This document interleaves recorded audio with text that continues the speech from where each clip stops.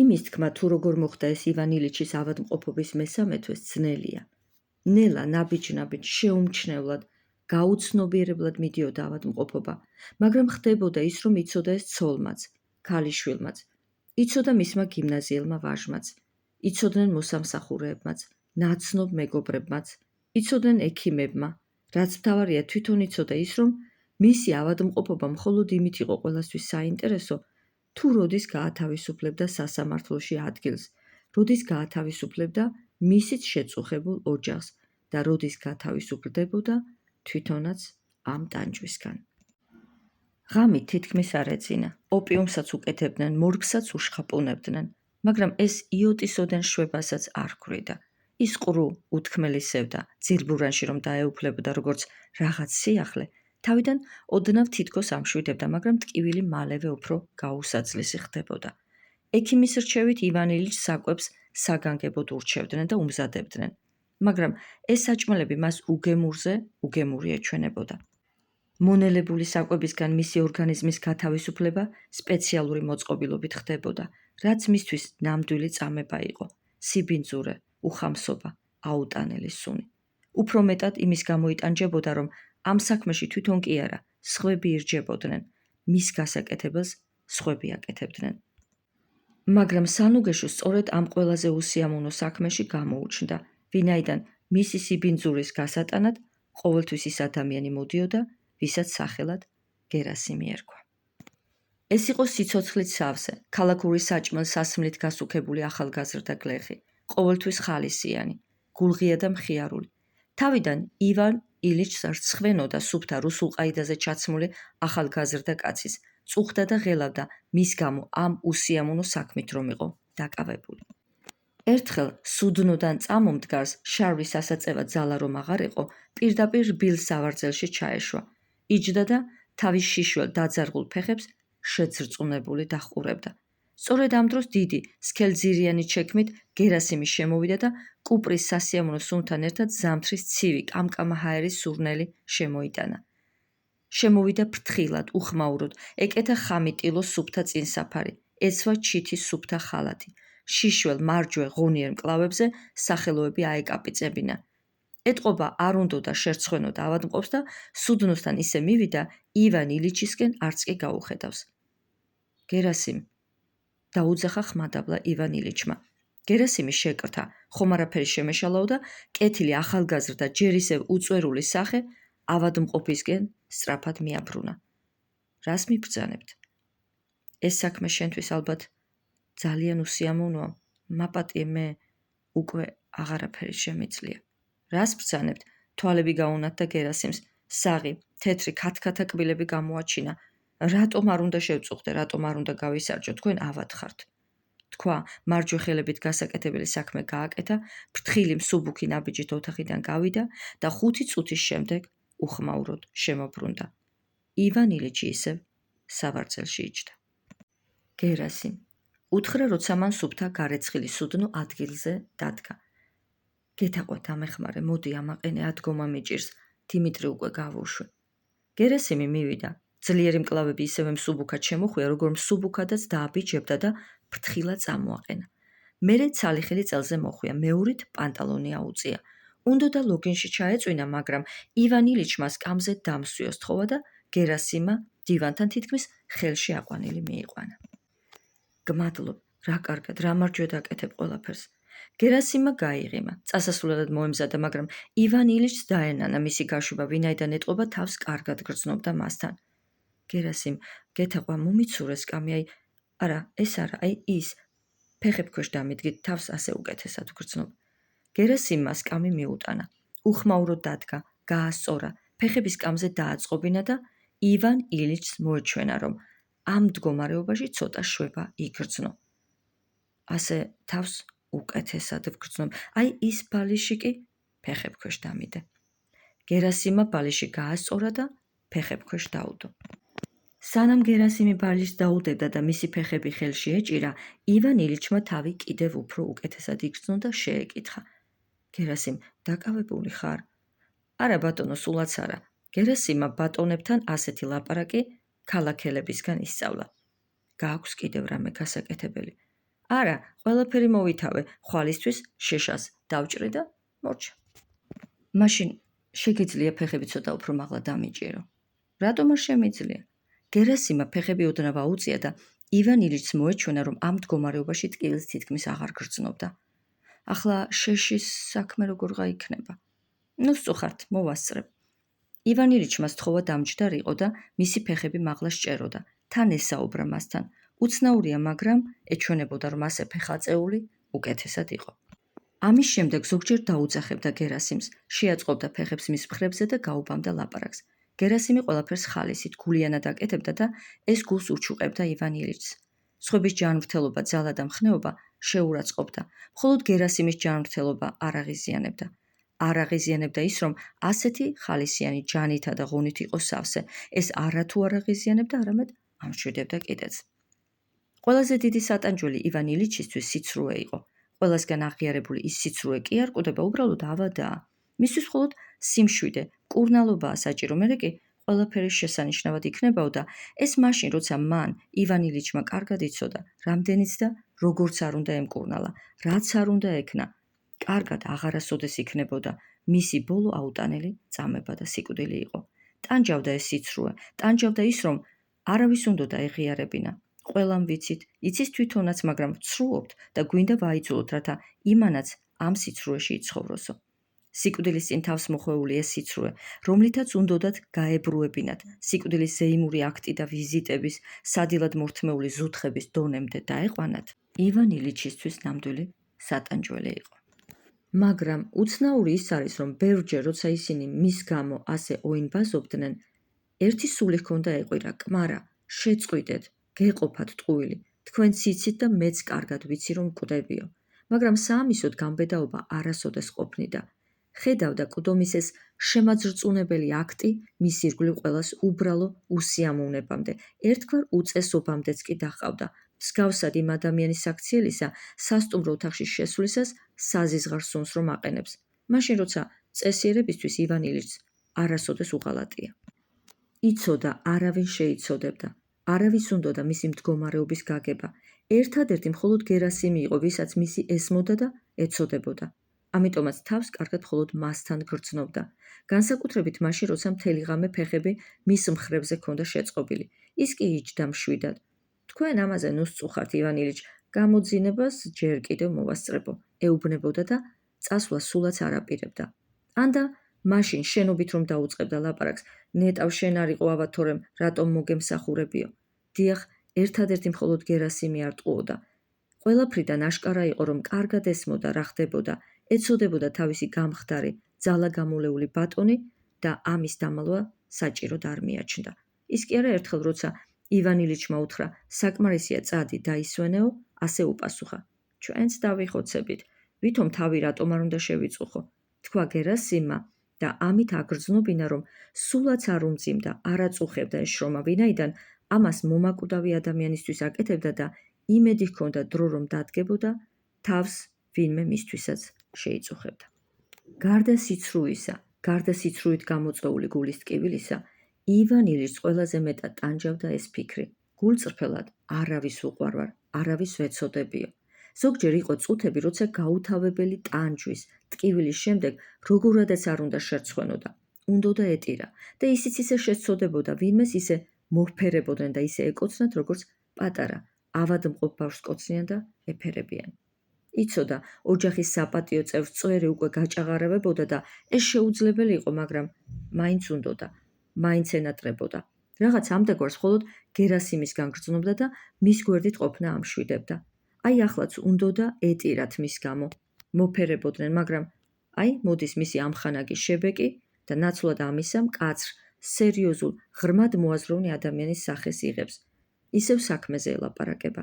კასაციურ გადაწყვეტილებაზე თავის აზრს უზიარებს და მტკიცედ იცავს ამ აზრს. და მაინც სიცოცხლის ამ ბოლო დღეებს ყველაზე მეტად, როგორც მის ირგვლივ გაბატონებული, ისე თავად მასშიც ფესვ გადგმული სიცრუე უწამლავდა. დილაა. მაგრამ ამას მხოლოდ იმით ხვდება, რომ წავიდა გერასიმი და მოვიდა პეტრე ლაქია, რომელმაც სანთლებით ჩააქრო, ერთი ფარდა გადასწია და ჩუმად, უხმაურო დაიწყო ოთახის დალაგება. დილა იყო საღამო, პარასკევით უკვირა, ყველაფერი სულ ერთი იყო ივან ილიჩისთვის. ერთადერთი სინამდვილე გახლდათ ის დაუსრულებელი ტანჯვის მომგვრელი ტკივილი, იმის გაცნობიერება, რომ სასიკვდილოდ არის განწირული, მაგრამ ჯერ ცოცხალია. სინამდვილე თავზარდამცემი, ძრწოლის მომგვრელი, კარს მომდგარი სიკვდილი და სიცრუეა. მაშ რომელ დღეებზე, რომელ კვირებსა და საათებზეა ლაპარაკი. ხომ არ მიბრძანებ ჩაი მოგართვათ, კითხა პეტრე ლაქიამ. არა, უთხრა და გუნებაში გაიფიქრა. ამას უნდა აქაურობა წესრიგში იყოს, რათა დილით ბატონებმა ჩაი გემრიელად მიირთვან. ხომ არ გინდა დივანზე გადახვიდეთ? ამას უნდა დაალაგოს ეს ოთახი, მე კი ხელს ვუშლი. თავი დამანებე. არა. ლაქიამ ცოტა ხანს კიდევ იტრიალა. ის იყო ოთახი მიალაგ-მოალაგა, რომ ივან ილიჩმა მუდიო, ხელი დაუქნია და პეტრე ლაქიას სწრაფად, დაუზარებლად მივიდა. რას მიბრძანებთ? საათი მომეცი. პეტრემ ტუმბადან საათი აიღო და მიაწოდა. 9:09-ია. ადგნენ უკვე. არა, ჯერ არა, ვასილ ივანოვიჩი, ივან ილიჩის ვაჟიშვილი იყო. გიმნაზიაში წავიდა, პრასკოვია ფეოდოროვნამ ბრძანა, თუ იკითხავდით გამეღვიძებინა, რას მიბრძანებთ, გავაღვიძო? არ არის საჭირო. თქვა ივან ილიჩმა და ჩაი ხომ არ დავლიო, გაიფიქრა. პეტრე კარისკენ წავიდა. ივან ილიჩს მარტო დარჩენის შეეშინდა, მაგრამ არ იცოდა როგორ გაეჩერებინა ლაქია და უცებ წამალი გაახსენდა. მომაწოდეთო, უთხრა, რა იცი იქნებ მიშველოსო. კოზი გამოართვა და წამალი დალია.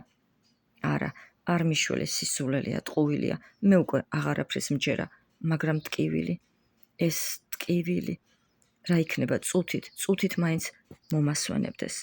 გაიფიქრა ივან ილიჩმა და ამოიკვნესა. პეტრე მობრუნდა. არა, წადი, ჩაი მომიტანე. და პეტრე წავიდა. მარტო დარჩენილმა ივან ილიჩმა ისევ დაიკვნესა, მაგრამ არა იმდენად ტკივილის, რაც არ უნდა აუტანელი ყოფილიყო ეს ტკივილი, არამედ გულს მოწოლილი სევდის გამო. სულ ერთი და იგივე, გრძელი, უსიხარულო, დაუსრულებელი დღეები და ღამეები. ნეტავი მალე მაინც. მაგრამ რა მალე? სიკვდილი? სიბნელე? არა. სიბნელე? არა. სიკვდილი. ისე სიკვდილი. როცა პეტრემ ლანგრით ჩაი შემოიტანა, ივან ილიჩი დიდხანს უყურებდა დაბნეული. ვერ გაეგო ვინ იყო და რა უნდოდა. მის შემოხედვაზე პეტრე შეცვა და ივან ილიჩი უცებ გონს მოეგო. ჰო, მართლა, ჩაი. კარგი, დადგი, ოღონდ დაბანაში დამეხმარე, სუფთა პერანგი ჩამაცვი. თქვა და პირი სვენებით დაიბანა, კბილები გაიხეხა, თმა დაივარცხნა, სარკეში ჩაიხედა და ელდაეცა. განსაკუთრებით შუბლზე უშნო დატკეპნილმა თმამ შეაშფოთა. პეტრე პერანგს რომ უცვლიდა, იცოდა შიშველს ხეულზე თუ დაიხედავდა, უარესად შეშფოთდებოდა. პერანგი ჩაიცვა, პლეჩში გაეხვია და ჩაის დასალევად სავარძელში ჩაჯდა. წუთი თითქოს მოეშვა, შვება იგრძნო, მაგრამ ჩაი მოსვა თუ არა, პირში ისევ აუტანელი გემო, ფერდში ისევ გაუსაძლისი ტკივილი იგრძნო. ჩაი ნაძალადებად დალია, დაწვა, ფეხები გაჭიმა, გაიზმურა და პეტრე გაუშვა. ყველაფერი ძველებურად იყო. ხან წუთით იმედის ნაპერწკალი გაკრთებოდა, თუმცა აბობოქრდებოდა ისევ სასოწარკვეთილების მურები და ისევ სევდა, ისევ ტკივილი. განსაკუთრებით ახლა როცა მარტოა. უნდა ვინმეს დაუძახოს, მაგრამ იცის, სხვებთან თავს კიდევ უფრო უარესად იგრძნობს. იქნებ ისევ მორფი გაეკეთებინა, იქნებ ცოტა დამშვიდებულიყო. ან იქნებ ექიმს თხოვოს, რამე მოიფიქროს, თორემ აუტანელი ეს ტკივილი. ასე გაიარა ერთმა ორმა საათმა. წინკარში ზარისხმა გაისმა. იქნებ ექიმია. დიახ, მხიარული, მხნე, სუფთად გამოწყობილი ექიმია. ისეთი გამომეტყველება აქვს, თითქოს გეუბნება, აი, თქვენ რაღაცით შეშინდით, მაგრამ დაგეხმარებით, ყველაფერი კარგად იქნება. ექიმა იცის, რომ ეს გამომეტყველება აქ არ გამოდგება, მაგრამ რადგან ერთხელ მოირგო ეს ნიღაბი, მისი მოხსნა აღარ შეუძლია. არ შეუძლია ისე, როგორც იმ ადამიანს, რომელიც შეხვედრაზე წასასვლელად დილიდანვე ფრაკში გამოეწყო. ივან ილიჩი რომ დაამშვიდოს, ექიმი ხელებს ენერგიულად იფშვნაც და ამბობს, მცივა, ხელები გაყინული მაქვს, მაგარი ყინვაა. თან ისეთი გამომეტყველება აქვს, თითქოს გეუბნება, მაცადეთ ხელებს ცოტას გავითბობ, მერე კი ყველაფერი შესანიშნავად იქნებაო. აბა, რას მეტყვით? ივან ილიჩი გრძნობს, ექიმს უნდა ჰკითხოს, როგორაა საქმეო, მაგრამ იცის, რომ ეს არ შეიძლება და როგორ გეძინათო ეკითხება. ექიმს ისე მისჯერებია, თითქოს თვალებით ეკითხება, ნუ თუ ამ ტყუილის არასოდეს შეგრცხვებაო. მაგრამ ექიმი ამ კითხვას ყურს არ უგდებს და ივან ილიჩი პასუხობს. ისევ ძალიან ცუდად, ტკივილი არ ემორჩილება მკურნალობას, იქნებ მოგეფიქრებინეთ რამე. თქვენ, ავადმყოფები, ყოველთვის ასეთები ხართ. აი ხელები მგონი გამითბა. თავად ყველაზე მოწესრიგებული პრასკოვია ფეოდოროვნაც კი ხელები ცივი გაქვსო, ვერ მისაყვედურებს. გამარჯობა, ეუბნება ექიმი ივან ილიჩს. ხელს ართმევს, სერიოზულ სახეს იღებს და ახლა უკვე მთელი გულითა და სულით სინჯავს. უსინჯავს პულს, ტემპერატურას, უსმენს ფილტვებს. ივან ილიჩმა იცის, რომ ეს ყველაფერი რო შვაა, სისულელეა, ტყუილია, მაგრამ როცა ექიმი მის წინ მუხლებზე დგება, მისკენ იხრება, სერიოზული გამომეტყველებით ყურს ფერდზე ხან ოდნავ ზევით დაადებს, ხან ოდნავ ქვევით, მასაც ისე ემორჩილება, როგორც ზოგჯერ ადვოკატის სიტყვებს, თუმცა კარგად იცის ესეც ტყუის, ისინიც ტყუიან და ისიც კარგად იცის, რატომ ტყუიან. დივანზე მუხლებით შემდგარმა ექიმა კიდევ რაღაც ადგილას უკაკუნა, მოусმინა და ამასობაში კარში პრასკოვია ფეოდოროვნას კაბამაც გაიშრიალა და ივან ილიჩმა გაიგონა, როგორ უსაყვედურა პეტრეს, ექიმის მოსვლა რატომ არ მომახსენეო. პრასკოვია ფეოდოროვნა შემოვიდა ქმართან, მივიდა, აკოცა და იმის მტკიცებას მოყვა, დიდი ხნის ამდგარი ვარ, მაგრამ ის, რომ ექიმის მოსვლისას შენთან არ ვიყავი, მხოლოდ რაღაც გაუგებრობის გამო მოხდაო. ივან ილიჩი უყურებს, ერთს ახეთ დახედავს თავით ფეხამდე. მისი თეთრი კანი, მისი ფუმფულა სხეული, თეთრი მოვლილი ხელები, პრიალა თმა, მისი გაბრწყინებული სიცოცხლის სავსე თვალები აღიზიანებს ძულს, მისი ოდნავი შეხებაც კი ზარავს. ამ ქალის დამოკიდებულება როგორც მის, ისე მისი ავადმყოფობის მიმართაც არაფრით შეცვლილა. როგორც ექიმს აქვს გამომუშავებული ერთხელ და სამუდამოდ ავადმყოფისადმი დამოკიდებულება, ასეთივე დამოკიდებულება გამოიმუშავა პრასკოვია ფეოდოროვნამაც ქმრის ავადმყოფობისადმი. კერძოდ ის, რომ მისი აზრით ივან ილიჩი რაღაცას ისე არ აკეთებს, ისე არ იქცევა, როგორც საჭიროა. ამიტომ მხოლოდ თვითონ არის თავის ავადმყოფობაში დამნაშავე. მართალია ამაზე ქმარს საყვედურობს კიდეც სიყვარულით, მაგრამ თავის ამ დამოკიდებულებას ვერაფერს უხერხებს. აი ხედავთ, არ გვისმენს, წამალს დროზე არ სვამს, რაც მთავარია ისეთ მდგომარეობაში წევს, როგორიც მისთვის საზიანოა. წოლისას ფეხები ზევით აქვს აწეული და უყვება ექიმს, როგორ აიძულებს მისი ქმარი გერასიმს იჯდეს და მისი ფეხები მხრებზე ჰქონდა შემოწყობილი. რა გაეწყობა ჩვენი ავადმყოფები ზოგჯერ ასეთ სისულელებსაც იგონებენ, რა სიზამ სხვა რა გზა უნდა ვაპატიოთ, თქვა ექიმა და თბილად გაუღიმა. ექიმი გასინჯვას რომ მორჩა და წასასვლელად საათს დახედა, პრასკოვია ფეოდოროვნამ ივან ილიჩს განუცხადა. შენ როგორც გენებოს, მაგრამ ამ საღამოს ცნობილი ექიმი მოვიწვიე.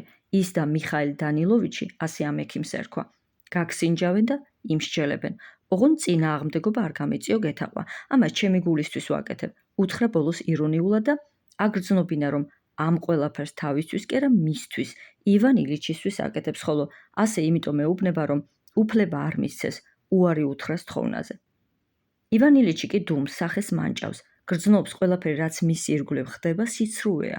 მაგრამ ისეა დაბნეული, გონება ისე აქვს არეული, რომ ვეღარ გაუგია რა არის ტყუილი და რა მართალი. ისე კაცმა რომ თქოს ყველაფერს, რასაც აკეთებდა, აკეთებდა მხოლოდ თავისთვის. ქმარს კი ეუბნებოდა ამას, როგორც სრულიად წარმოუდგენელს. ამიტომ აკეთებს თავისთვის, რომ მან ივან ილიჩმა შებრუნებით გაიგოს. მართლაც 12-ის ნახევარზე მოვიდა ის ცნობილი ექიმი და ისევ დაიწყო გასინჯვები. მნიშვნელოვან საკითხებზე ივან ილიჩის თანდასწრებით ილაპარაკეს, ხოლო თირკმელსა და ბრმა ნაწლავის შესახებ სხვა ოთახში. კითხვებსაც და პასუხებსაც მრავლის მეტყველის სახით წარმოთქვამდნენ და ნაცვლად რეალურად არსებული სიკვდილ სიცოცხლის საკითხისა, რომელიც ახლა მათ წინაშე მდგარი ერთ-ერთი მთავარი საკითხი უნდა ყოფილიყო. წინ თირკმლისა და ბრმა ნაწლავის საკითხი წამოწიეს. მათი აზრით ეს ორი ორგანო რაღაცას ისე არ აკეთებდა, როგორც საჭირო იყო და რომელთაც მიხაილ დანილოვიჩი და ის ცნობილი ექიმი საცაა თავს დასხმოდნენ და აიძულებდნენ ისე ემოქმედათ, როგორც ჯერ არს.